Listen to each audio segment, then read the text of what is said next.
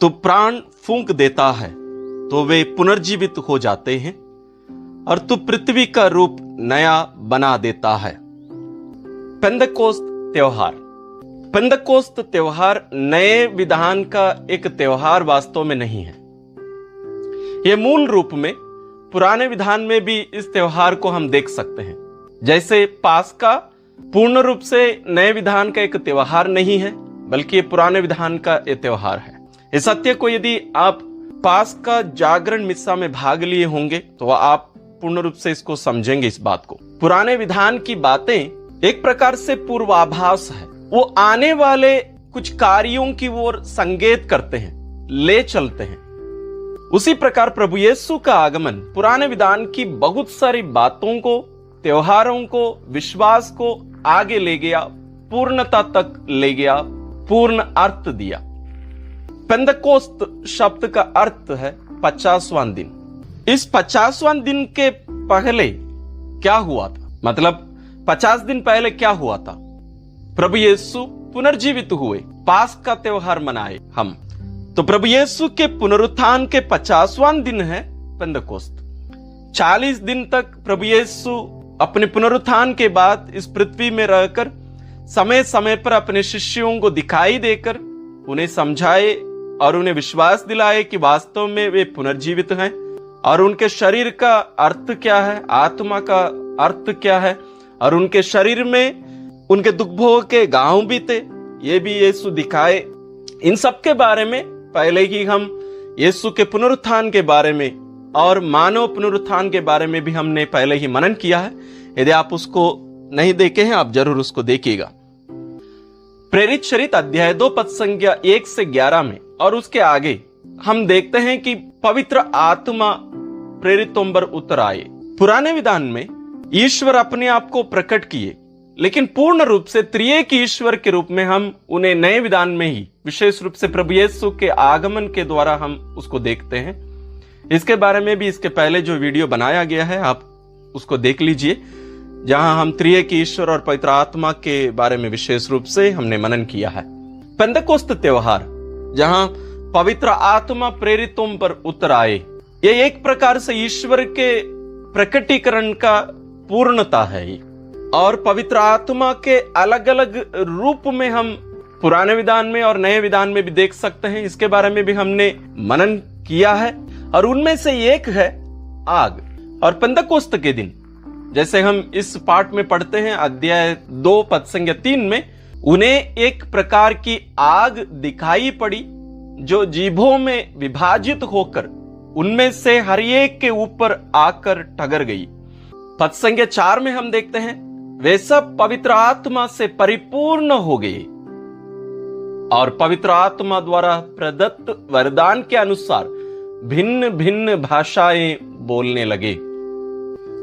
इस 50 दिन के पहले के, यानी प्रभु यीशु के पुनरुत्थान के बाद और ये पेंतकोस्त के दिन तक का जो समय है, उस बीच में एक प्रकार से हम देख सकते हैं कि शिष्य लोग सब चुप रहे। भले यीशु ने दिखाई दिए, फिर भी उनमें पूर्ण विश्वास नहीं आ रहा था, वो दृढ़ता नहीं आ रहा था। लेकिन ये पवित्र आत्मा का आगमन उनमें जान फूंक दिया, जैसे हम कहते हैं। इसलिए महान संत लोग कलीसिया के उत्पत्ति के बारे में, उसके जन्म के बारे में जब कहेंगे, वे 2 घटनाओं को हमारे सामने रखेंगे विशेष रूप से। पहला है प्रभु यीशु की मृत्यु, दूसरी घटना है पेंतकोस्त का त्योहार। लेकिन हम देख सकते हैं दोनों घटनाएं एक दूसरे से जुड़ी हैं। हम उत्पत्ति ग्रंथ में हेवा की सृष्टि के बारे में देखते हैं।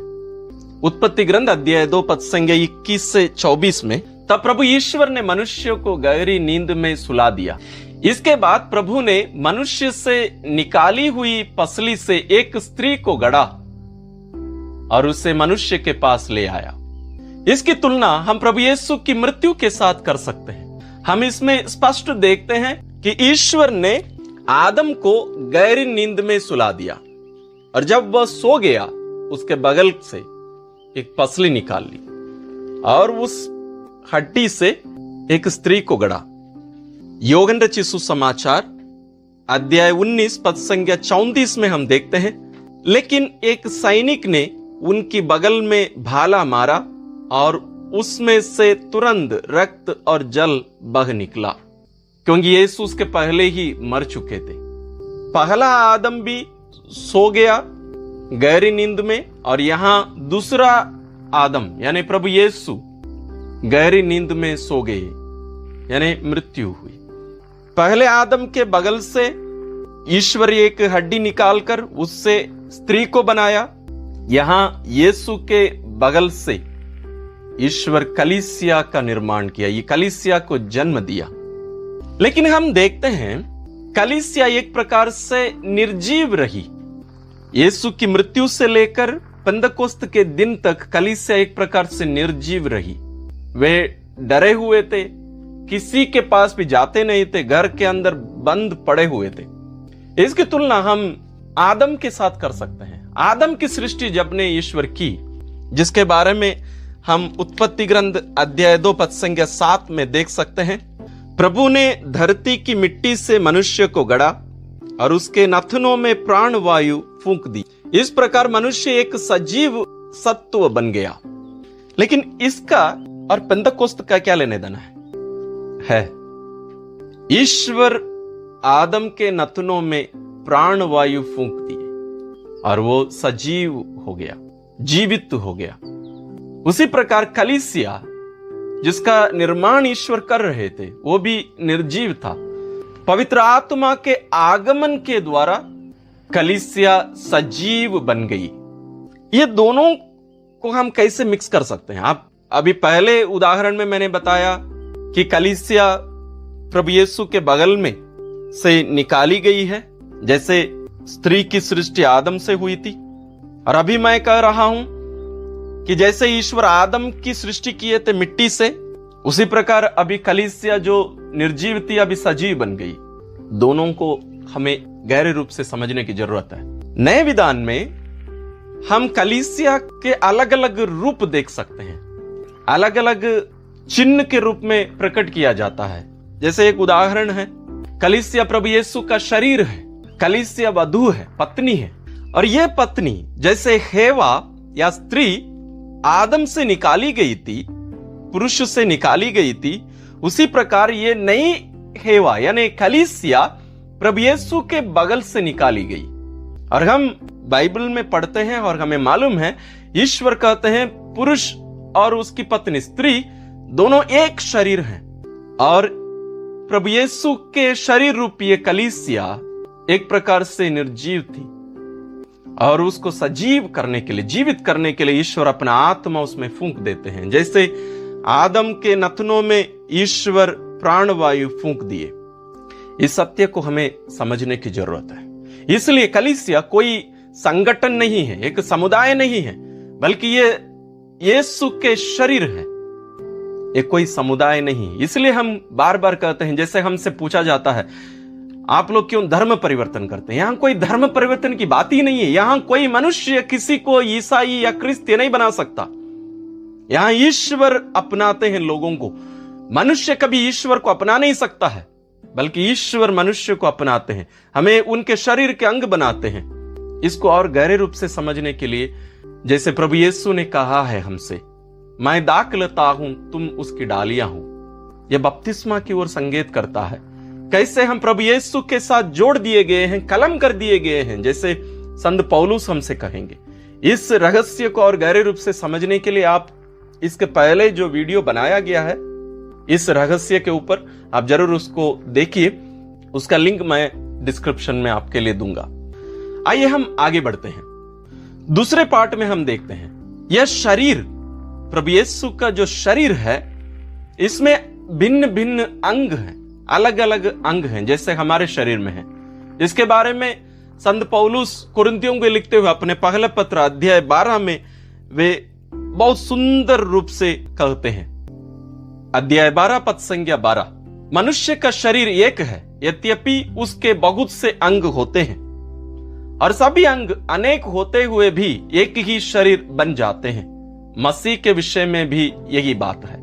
यानी हम सभी प्रभु यीशु के साथ कलम कर दिए गए हैं और हम सभी उनके शरीर के अंग हैं। हम अलग अलग भाषा बोलते हैं, अलग अलग जाति के लोग हैं, अलग अलग देश के लोग हैं, लेकिन हम सभी एक ही शरीर के अंग हैं। इसलिए एक कहावत है, रक्त के रिश्ते से पानी का रिश्ता ज्यादा गहरा है, ज्यादा घनिष्ठ है, ज्यादा जीवंत है।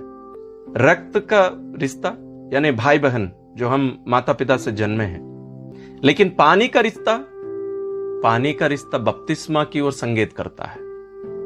क्रिस्ती होने का एक गहरे अर्थ को हमें समझने की जरूरत है। तो जब हम पेंदकोस्त का त्योहार मना रहे हैं, ये पवित्र आत्मा के आगमन और कलीसिया का एक प्रकार से उसके जन्म को मनाने का ये इस अवसर हमें अपनी ओर अपनी दृष्टि दौड़ाने के लिए हमसे आह्वान करता है।